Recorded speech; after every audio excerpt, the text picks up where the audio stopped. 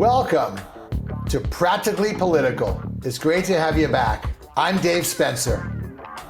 And I'm Carrie Sheffield. Let's get right to it, Dave.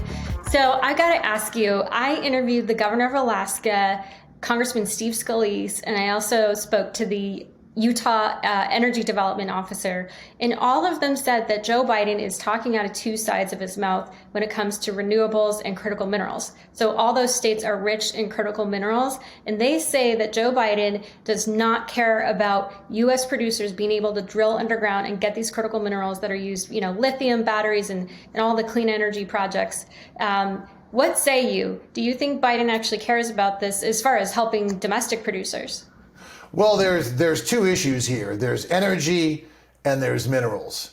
And I think sometimes people conflate the two. And as you've heard me say before, we have one party that's talked about getting rid of fossil fuels, and we have another party that's gone from debating on how to address climate change to largely denying it. I think the administration has been slow, but they've changed. To the consternation of environmentalists, they opened up for drilling in Alaska.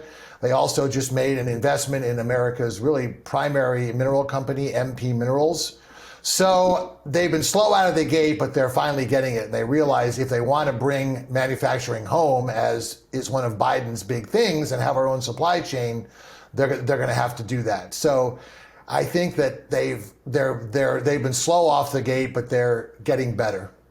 So again, I think if you talk to people that weren't Republicans and you talk to people that were on both sides, as I always try to do, you would get a different answer. But obviously the Steve Scalises of the world aren't going to be very flattering of the administration. What say you?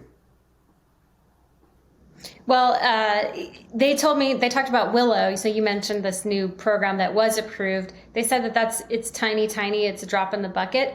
And the counterbalance is that he had 16 million acres of land that he put off limits. So they basically said it kind of wipes out any sort of progress that he's doing. And so that was frustrating. And Steve Scalise, part of why I talked to him is Republicans had an energy package that's pending right now that would speed up the permitting for critical minerals as well as the other drilling.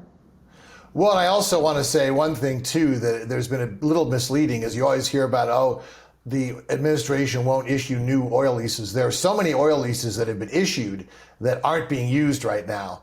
So that's a little bit of a red herring that a lot of Republicans have thrown in.